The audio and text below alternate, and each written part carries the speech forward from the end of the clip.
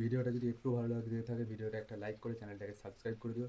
ভিডিওটা আমার perfectly shoot করতে 2 ঘন্টা টাইম লেগেছে। হ্যাঁ, 2 ঘন্টা। আমি পুরো ভিজে একদম পুরো লাতপাত হয়ে গেছিলাম।